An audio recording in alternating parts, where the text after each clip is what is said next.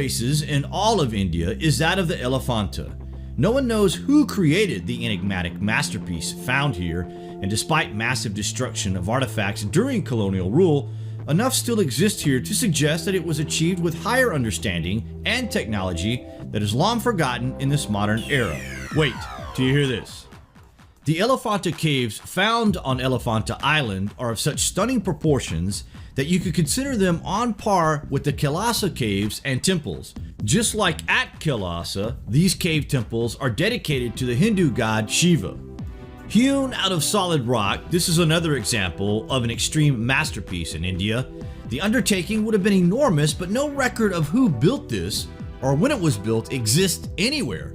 The Portuguese inhabited this place in the 17th century, but gave up control to the British in 1661. The island was ransacked by the English, and in 1864 they tried to move a gigantic ancient elephant who gave the island its name. It used to dominate the South Shore until they tried to ship it to England, but instead they broke it into pieces and just left it in ruins until it was reconstructed many years later. And this story is common on the island, defaced and destroyed by India's once colonial rulers, who can't help but feel angry at the amount of history that was deliberately destroyed, used as target practice, and sold on the black market. The ancient history of the island is unknown in either Hindu or Buddhist records. Archaeological studies have uncovered many remains that suggest the small island had a rich culture past. The regional history is first recorded in the Gupta Empire era, but these do not explicitly mention these caves. This made the origins and the century in which Elephanta caves were built a subject of much debate and mystery. They have been variously dated, mostly between from late 5th to late 8th century, but this is based on the dating of other cave temples in this region. Colonial era historians suggest that the caves were built by the Rashtrakutas in the 7th century or after, a hypothesis primarily based on some similarities with the Ellora caves.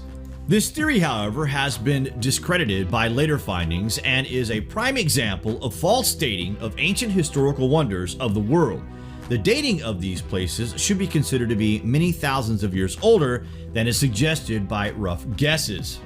The Elephanta caves re-emerged as a center of Hindu worship, and according to British administrative records, the government charged the pilgrims a temple tax at least since 1872.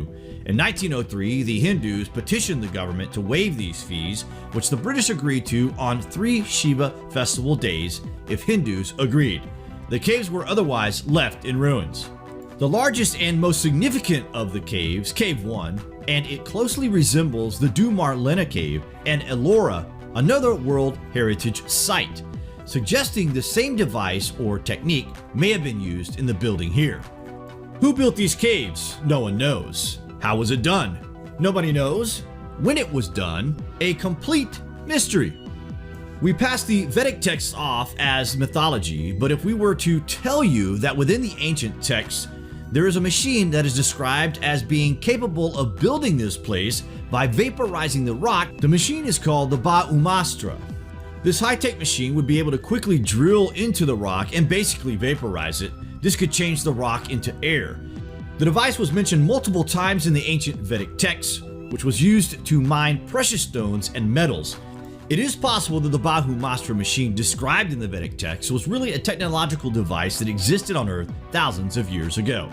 Why wouldn't a machine exist in the distant past? If they described it, then that description must have been based on something they saw in the first place, so they had the idea for a machine capable of such feats. They envisioned it, so why would it not be the case that this is how it was done? The sculptive cave system is a relic to both Hinduism and Buddhism, but the main cave symbolizes the former's influence and surreptitiously overshadows the latter's. In fact, it boasts the 10 colossal sculptures of Lord Shiva. Each and every sculpture, big or small, weaves a larger story, one of the re-emergence of Hinduism. Here we are taught the importance of ancient history and the magic that is conjured when it paradoxically embraces its enemy, mythology.